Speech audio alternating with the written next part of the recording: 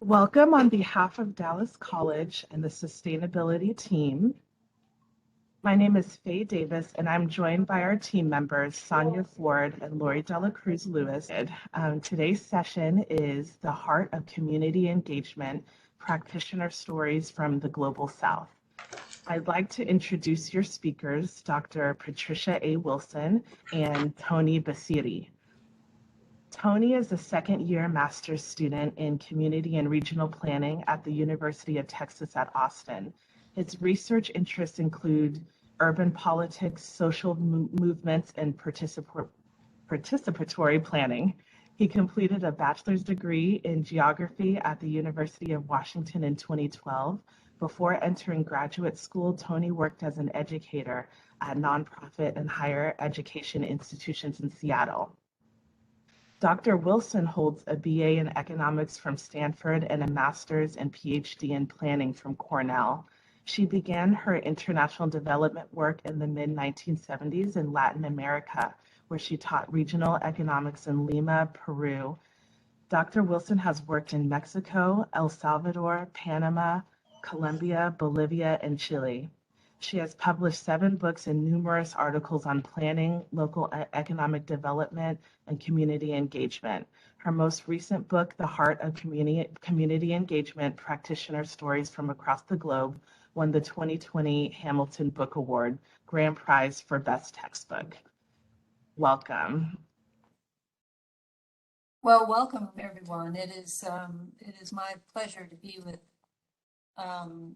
Dallas College students, faculty, and staff. Dallas College is not only new to me, but it sounds like it might be new to you too over the last couple of years as you've consolidated into one big college. So very exciting times during very exciting trajectory during very challenging times, actually.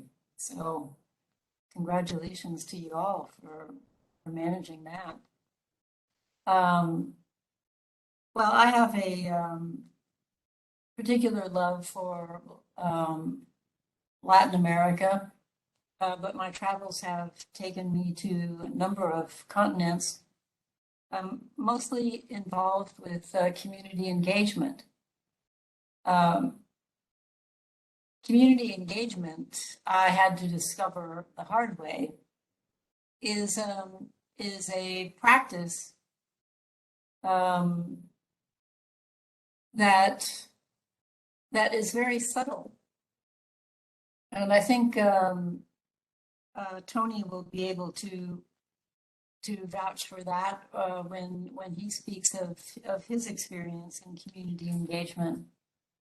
But I was trained in a professional school, and I thought my professional expertise would carry the day, and that community engagement meant creating a space where I could explain to people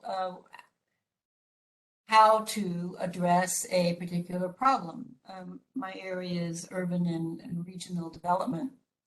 And so I remember when the beginning of my re-education started was right after the Civil War in El Salvador. And I was invited to El Salvador by the U.S.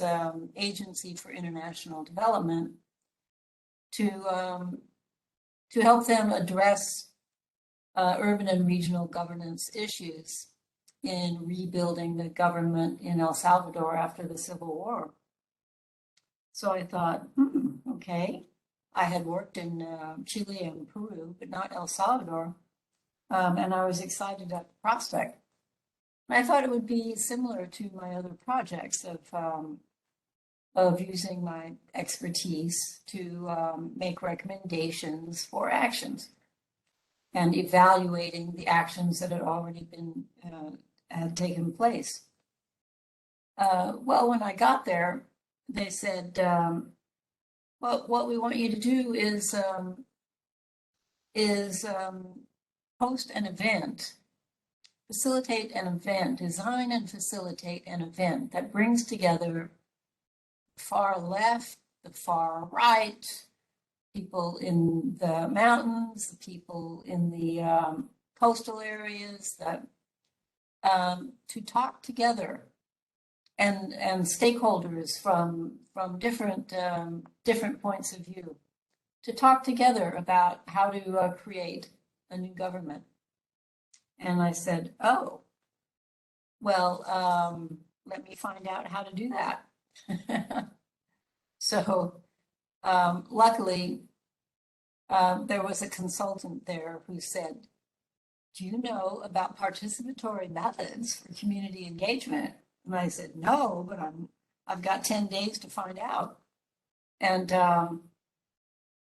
so that consultant gave me a lot of tips on how to design a community engagement event, especially in the face of polarized thinking and high stake issues. And I remember as I walked around from breakout group to breakout group to seeing how they were doing, I kind of walked in there glancing at my watch to see if they were all on time. And finally, one of them said to me, you know, Patricia, just leave us alone. We're doing fine. This is great. Just give us some space. And I learned my biggest lesson, that community engagement is not a technique. It is not a variety, a catalog of meeting plans to bring people together. There's something more to it. It is an art. And so that was the beginning of my learning process. And by the end, I tell you what I came up with, or what I learned. It was about what they call in Latin America, the people who do community engagement, they call it mística. The facilitators, the people who do community engagement have something that they call mística. And by the end of our conversation, I want to see what you think mística is. See if you can figure it out from the conversation that Tony and I are about to have.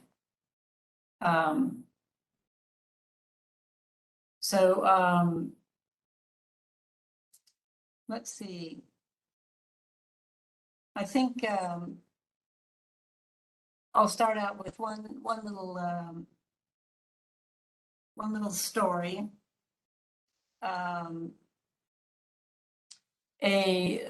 It was my next learning moment. I've run into teachers, and I think we all do. We run into the teachers we need at the moment we need them, just like I ran into that consultant who helped me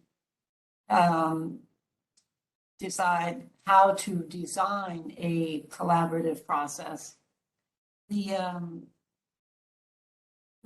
next teacher for me was named David, and this was on the border of Texas and Mexico. David had been a labor organizer for the farm workers in California.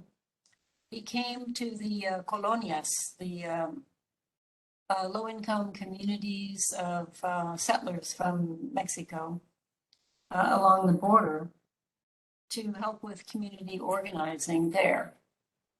And he had some real lessons that he had to face, and he did it beautifully.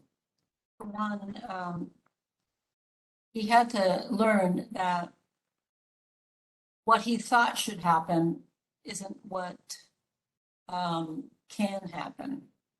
And he learned to look at where a community is and see what their needs are. So he went in there to really raise consciousness and make change. But he had to learn that that what people wanted first was to learn English so they could get a better job. The women needed to feel safe and respected.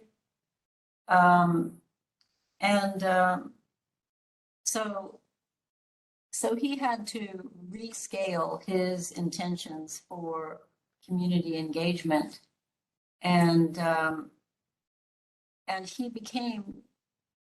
he developed an art for doing that, and I could see it in him.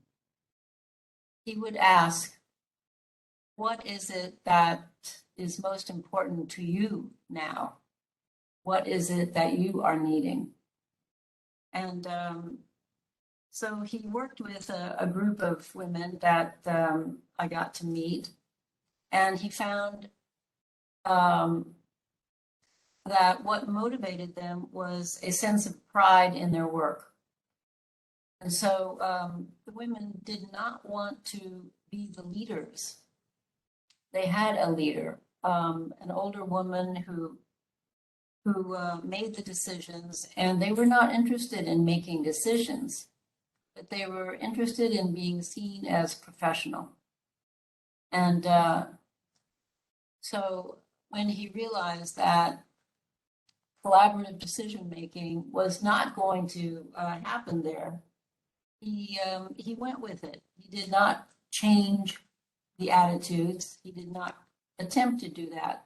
He said, so what would it take to be professional?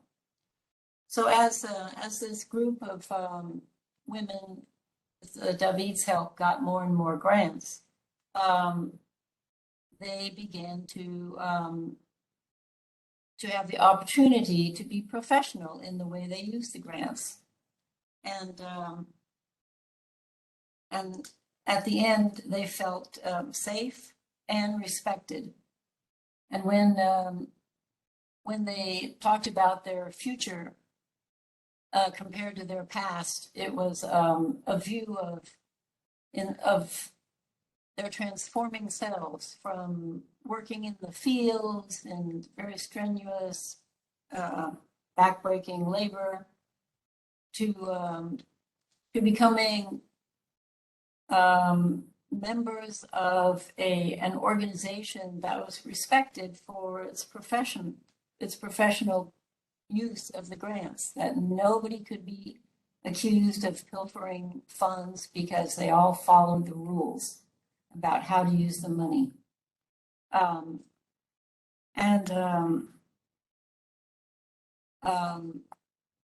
When they discussed what their possible future was, they had visions of themselves being leaders of their own group or leaders in the community. And so that was what David learned to do. The other thing that I learned on that work with David was not only the letting go and allowing what was possible to unfold. It was dealing with conflict.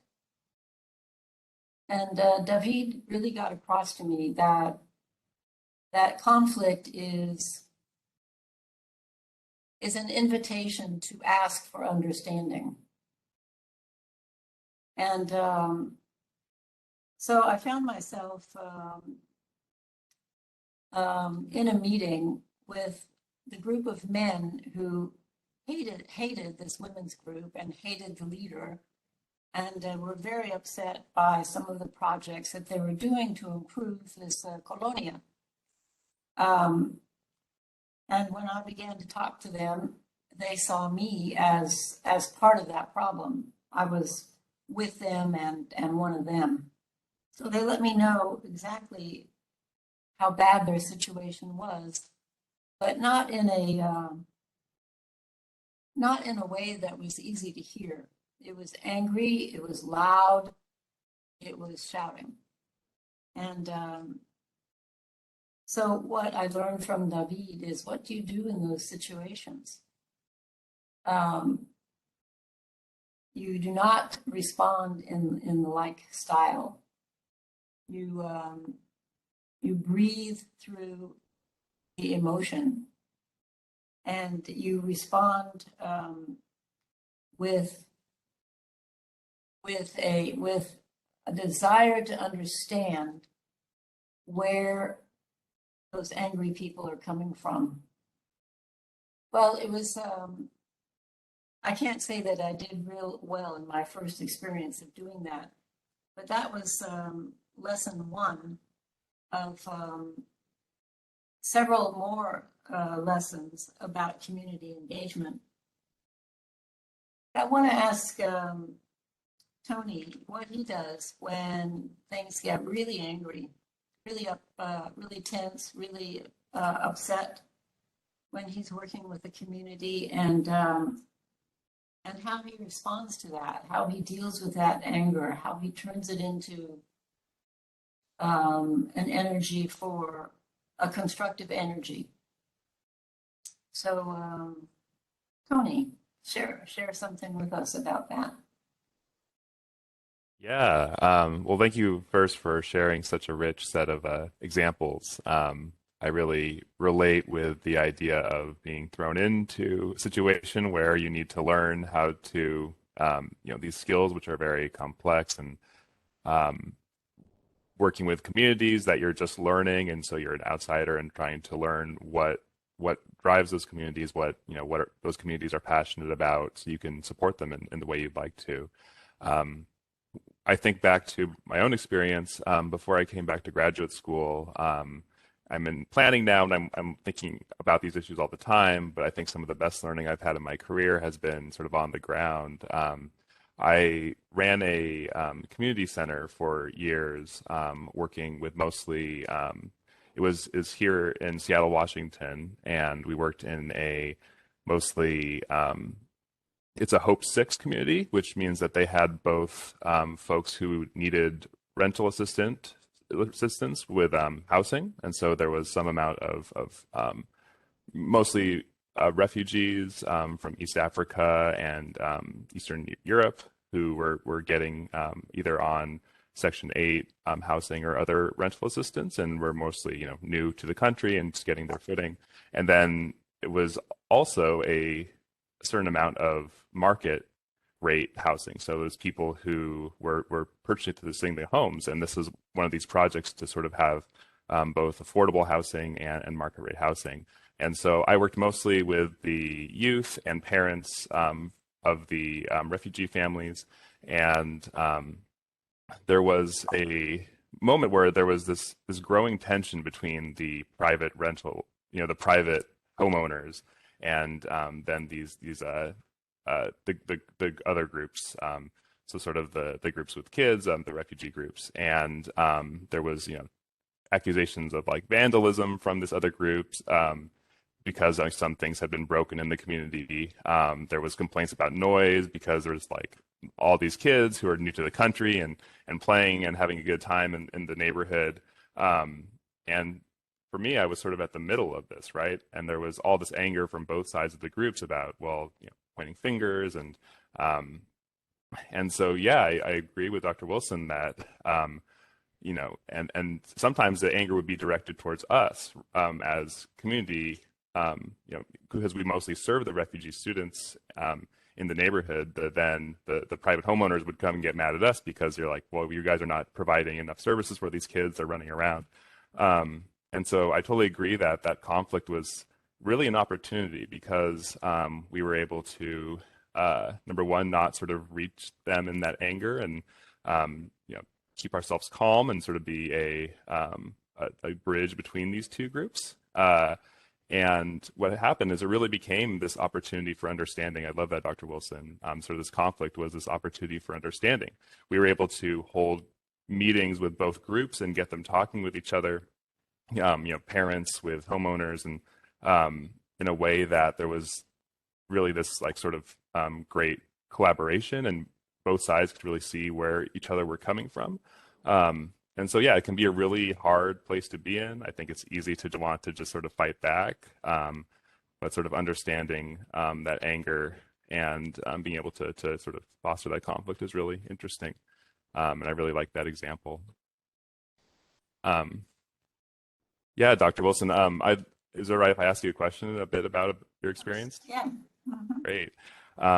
So yeah, I really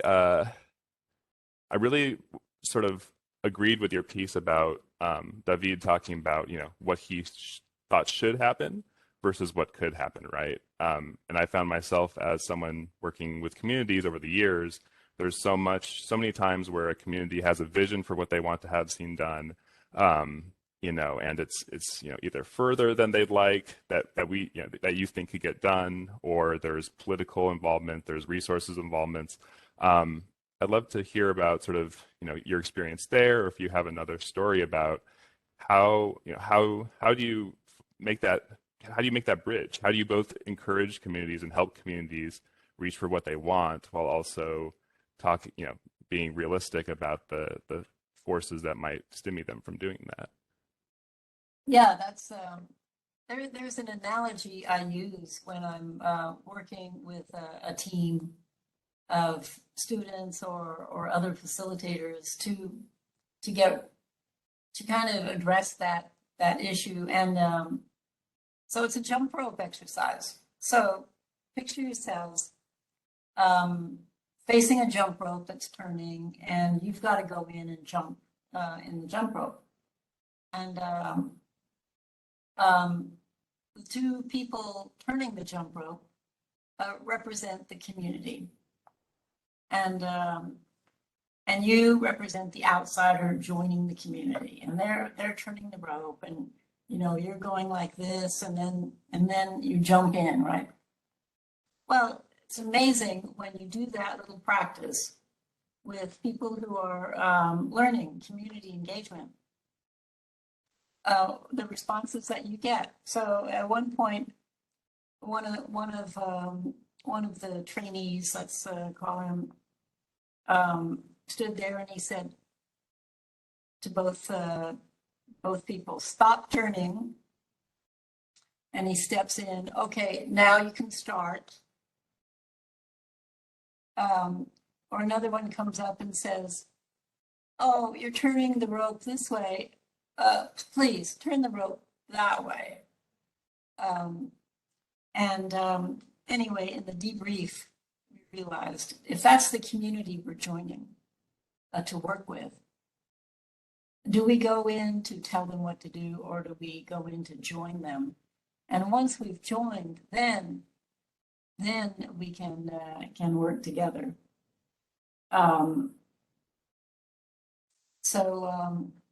There is another story I'll tell related to that. And I was working with a community outside of Mexico City, and it was a very low-income community. And I was working with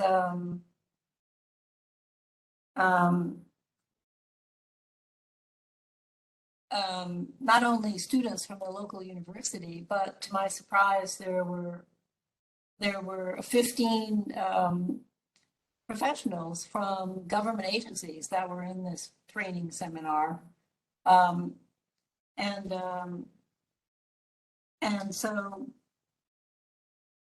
So they thought they'd come to a typical training seminar where we'd have some lectures from me and some excursions to the community. Well, then I said, "Nah, this is participatory action research. We're working with these communities on questions that they've identified. So let's break into teams, and some of you can go to one community and others to another community, and listen carefully and see where you can make a difference." Well, they freaked out. Well, who's going to be in charge of our team? Who's going to tell us what to do? How are we going to be evaluated? What if they don't listen to us? And et cetera, et cetera. And they were so scared. They were really petrified. They felt like idiots the first time they went to the community because because it wasn't their paradigm to go and listen. And so there was so much tension in the room with the facilitators from their suffering that what I asked them to do was to do a little role play of what the community must have thought of them when they went in there. And each team of facilitators, I could hear them. They were already starting to relax as they came up with their little play. And they could see themselves by doing this little theater. They could see themselves as others would see them. And then they realized, oh, wow, we were hiding behind our professional roles instead of connecting to people as fellow human beings. And by the end of our 3-week effort, their approach to community engagement was no longer the expert coming in to fix something. It was the facilitator coming in to work with, and that was one of the most beautiful transformations that I have seen in such a short amount of time. It's a real paradigm shift. So yeah, there's no recipe for creating that paradigm shift, but reflecting on our experiences together is a good one. And there's also, and let me ask you about this, Tony, there's an inner practice to being a good community engagement facilitator. And we've already alluded to that, of not responding, not reacting to anger, and instead asking to understand, and being able to be consciously letting go of our roles as experts to be more present with people as people.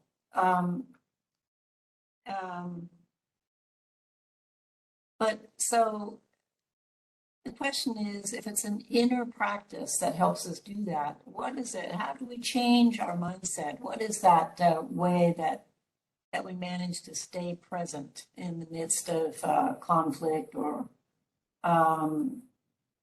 in the midst of not knowing? Any thoughts on that? How do you handle those situations? Yeah, that's a really great piece. And I think your example of sort of like groups sort of changing how they approach things, that big changes can happen, but I think that these sort of these inner pieces and being a really growing these participatory action skills over time is really hard. I remember coming out of undergraduate geography, which was a relatively progressive, relatively mindful of these issues program. And I, was going into service work with AmeriCorps and then working for nonprofits in Seattle. And I thought I knew all the answers, right? I thought I knew exactly what needed to be done, what we needed to change. And I remember the first time working in a community center, a tutoring center, which was different than the one I had talked about in the previous story. But I sat down with all these parents, and we were gathering input from them, from the community. This were mostly Ukrainian refugees, and we had sort of my team and I had this idea of like, we need to get homework done so that we can get your kids prepared for their SATs, and so we can get them prepared for X, Y, and Z. Right? We had a whole piece laid out, and talking with the parents, and they're just they had a completely different idea about what their kids needed, right? Like they needed a computer to use to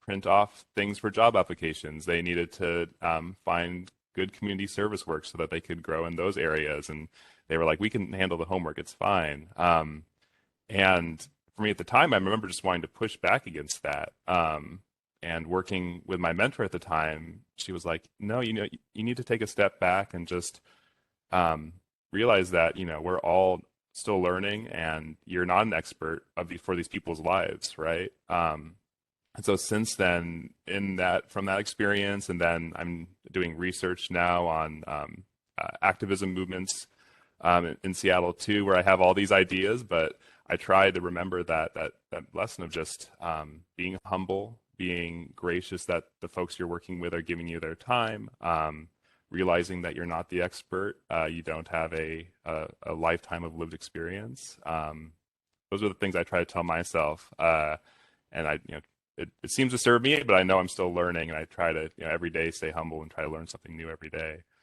I don't know what you feel about that, Dr. Wilson. That's kind of the core of inner practice, is that feeling humble enough to be able to reflect on your own reactions, your own decisions, and your own judgments. And yeah, I'll share an example that really came home to me on that inner practice. And it was dealing with fear. What's the inner practice for dealing with fear? And fear pops up in many ways, even just the fear of addressing a crowd, or the fear that your report is not going to be good enough, or whatever the fear is. So here's one. This was in Colombia, and it was in the rural areas where the guerrilla warfare had been making it very difficult for the small farmers. And I was going out from Cali, Colombia, into the rural areas with a woman who was one of my teachers along the way. She had grown up in a low-income neighborhood and managed to get beyond that, or out of that, and into college and trained. But she took a kind of inner wisdom with her. She was working for a very large and well-known nonprofit in local development. And I don't think really anyone else in the nonprofit wanted her particular beat, because she was going out into the middle of these conflicted zones on a daily basis. So I went with her to one of the villages one day, and we were driving. First of all, she made sure she had an old car so it wouldn't attract attention, and we picked up the car at a different location, so her origin couldn't be traced back to either her office or her house.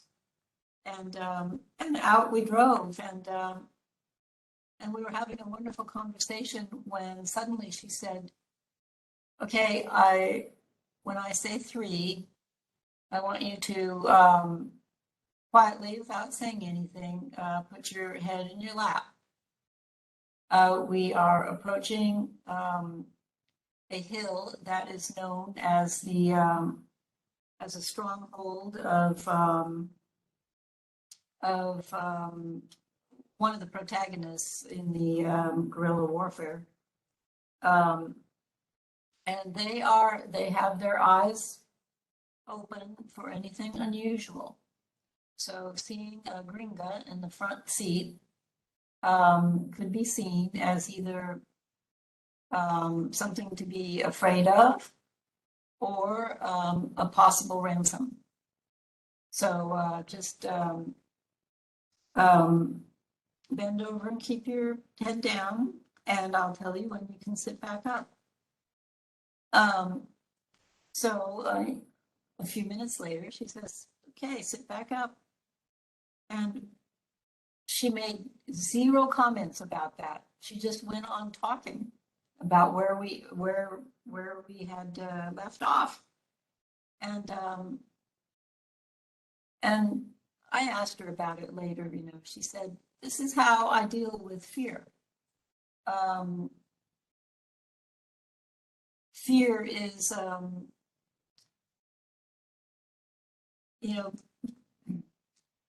fear is an option. Addressing the situation is what's needed. And she said, that's what I do in all of my work. And so these object lessons, how to overcome fear. And there was a question in the chat here. How do you expect elected officials or others to adopt a more open and vulnerable approach? And it is like letting go of one's armor to let go of your role or what you're used to. And she said, that's fear. So it's fear. It's fear that stops change like that. And her lesson to me was that that our inner work can't be strong enough to overcome fear. That it's a choice. It's a choice point. It's not the, oh dear me, I'm the object of all these bad things. No, we have a choice at every moment. And that was one of her lessons for me. Her other lesson, and I want to ask you about this, Tony, was how to connect communities or people in communities that normally don't work together. In fact, have strong prejudices about each other, and simply don't want to connect. And so Nancy is her name in Colombia. Had to deal with that issue head on. She saw that the Afro-Colombianos did not want to speak with the indigenous Colombianos, and neither of them wanted to speak with the Hispanic Colombianos, and but yet these small farming areas needed each other, and so she used art as a way of bringing people together. And she noticed that each of these cultures had their own way of their own form of textile art. And so one of the women that she was working with created a textile that showed the designs of each of these three cultures, and they were united in the middle. So it was art, but showing that piece of art, hanging it up there, this big woven piece behind at a meeting, had a huge impact. That, wow, what is it, just as we're beginning to work together among ourselves here, what if we broadened and created our ties across difference and recognized our common roots?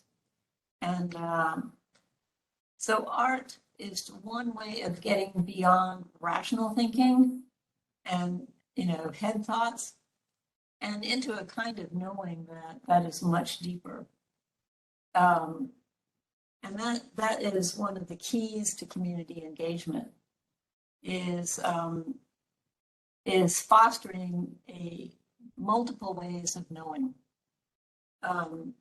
So did anything like that come up in your work at all? Yeah, I'd say all the time. And, something as academics we think about as our own, positionality. And as someone who's of mixed race, my mother's family is from Japan, my dad's family is from Sardinia, which is an island off of Italy.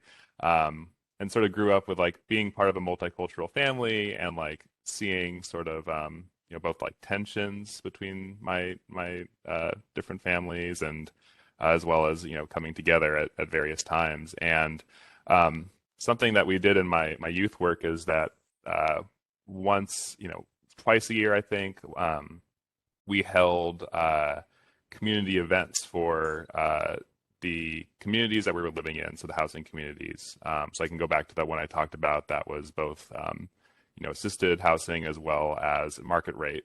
So it was presentations given by the youth in the community of work they had done with us. So one I guess semester we made a movie of them having they each brought a recipe from their family of food that they made, and they showed how-to video of how to make this dish from their family and talked about sort of the history of it too as we pushed them. And so of course all the families from all over the world, from East Africa, Eastern Europe, from Southeast Asia, we're all of course with their kids, and so sharing just like the sharing that shared experience of having youth and having children, right? I think that's a universal experience and that everyone sort of connects upon. But we also invited, the sort of these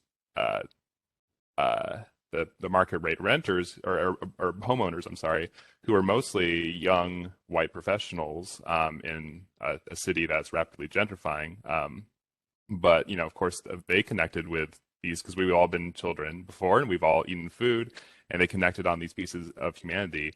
And then furthermore, we invited a lot of the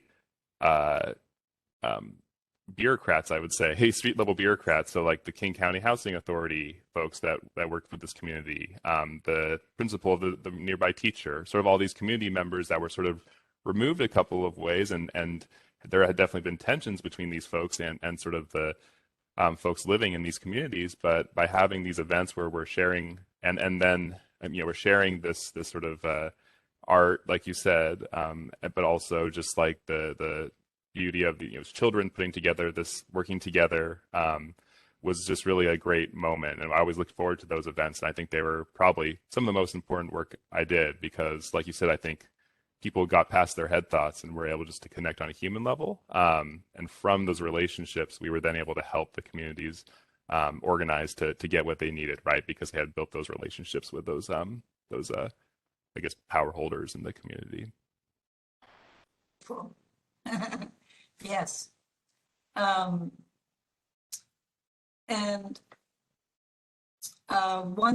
well, actually, I think why don't we see if there are questions from the audience that we can respond to. So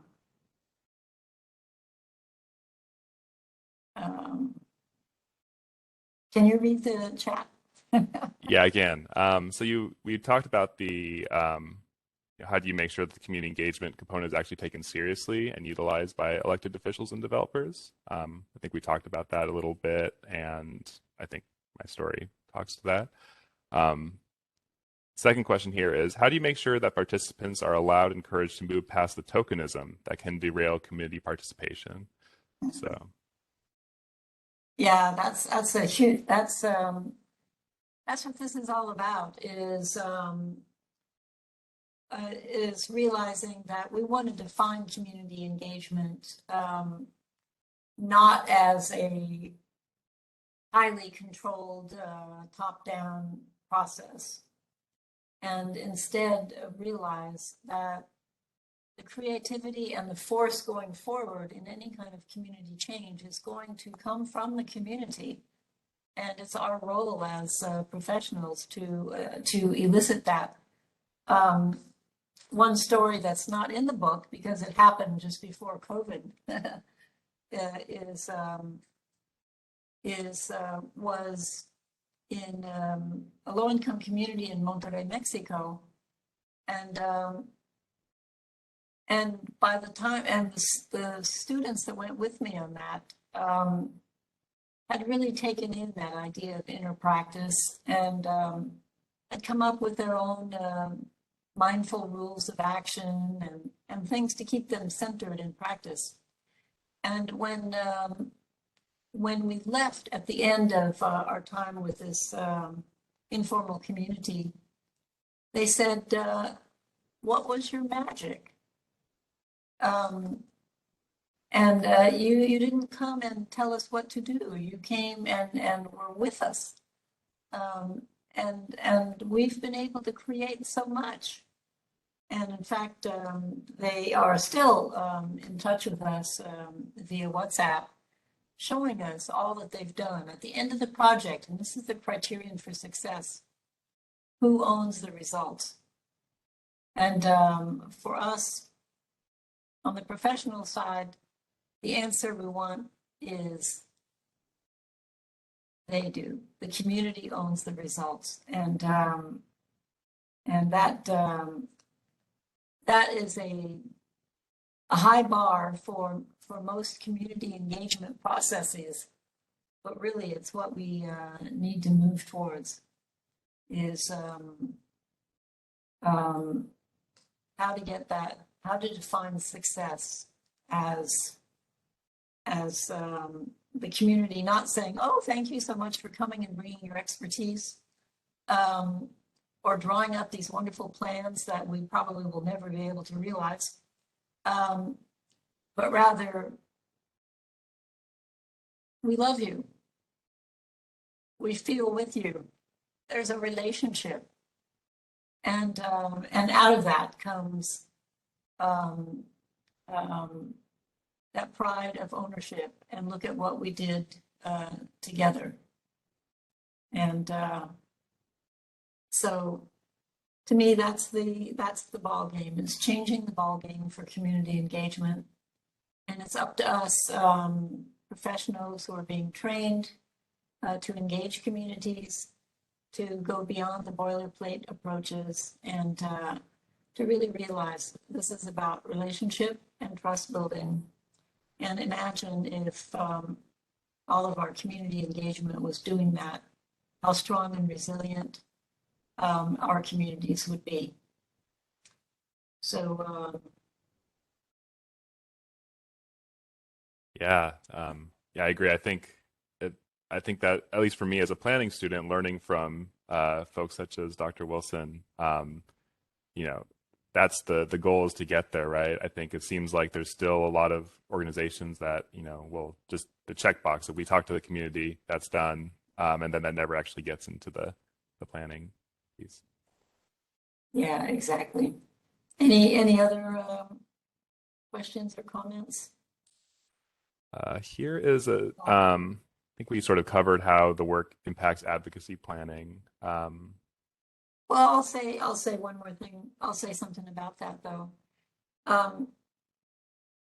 There is a slight difference. I mean, advocacy planning is a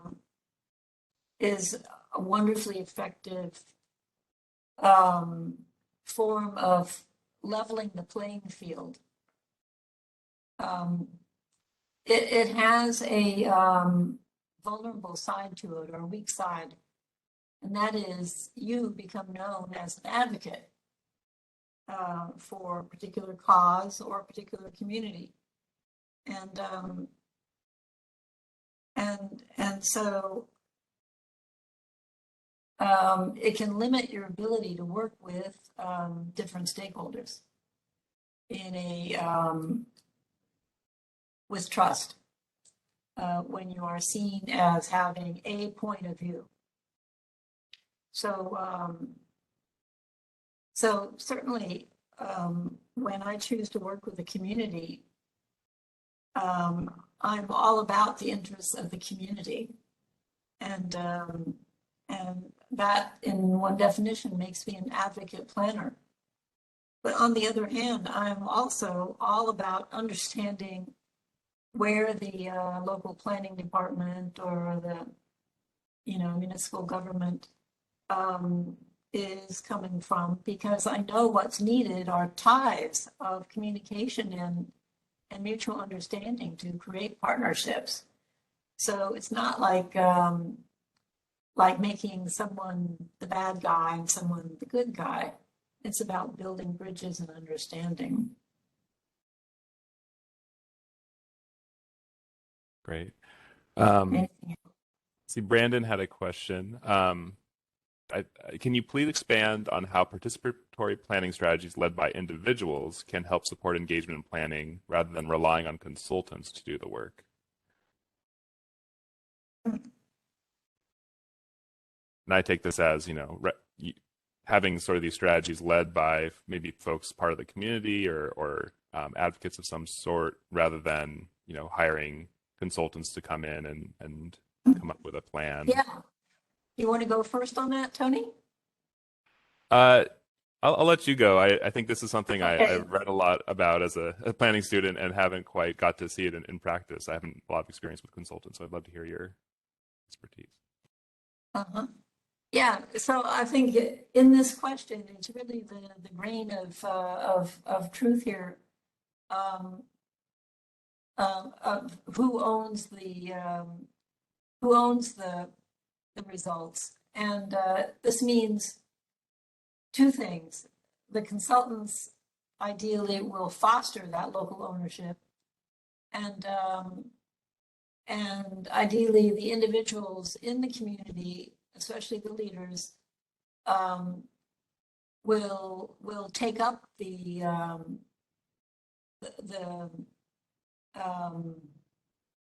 take up the work. In other words, they won't accept a relationship of consultant community. It will be a partnership, and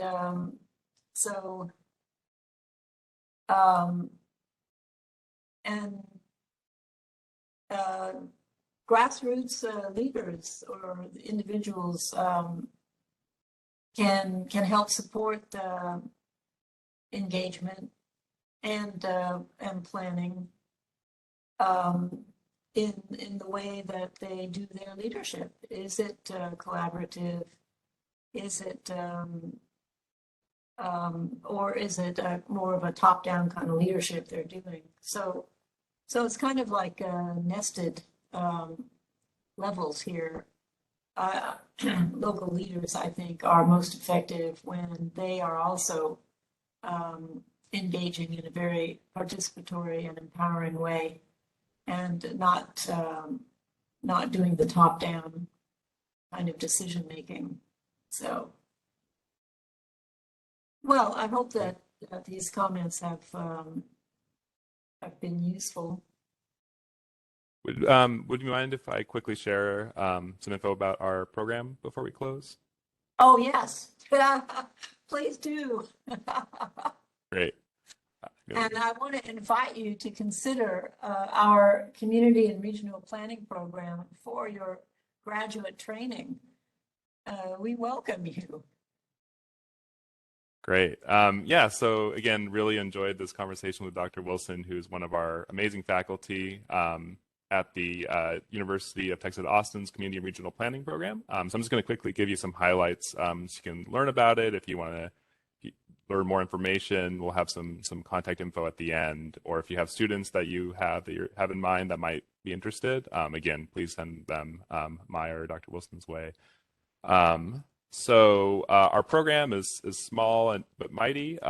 We are one of the top urban planning programs in the country. We have a master's program that's accredited that prepares students for careers in planning practice, which I'm completing. We also have a PhD program for students doing research and preparing to become professors at the university level. And currently we have around 100 students between those two programs. We think it's a great place to learn Austin because of its sort of unique history and its unique setup. It has a lot of planning issues. You can see the flooding that happened a few years ago here to the left. And so there's a lot of great work being done by our faculty in the areas of social and economic equity, which Dr. Wilson is a part of that sort of concentration. We also have a lot of great faculty working on environmental planning, on transportation planning, urban design, and historic preservation. So if you're interested in learning more, we're actually a part of our School of Architecture at UT, so you can go to their website and learn more about the program. So yeah, I've really enjoyed being a student here, and I hope Dr. Wilson has enjoyed being faculty. So if you have any questions, feel free to reach out to you. If you have students, if you're an instructor and you have students you think who might be interested, please send them my way. I'm a part of the planning student organization, so I'm sort of keyed in with a lot of the goings on in the program. So would be excited to talk. So thank you for letting me share that. Thank you, Tony. And yes, I encourage you to get in touch if you're interested in learning more about our program. Wonderful. Thank you so much, Dr. Wilson and Tony, for joining us today. What a fantastic presentation.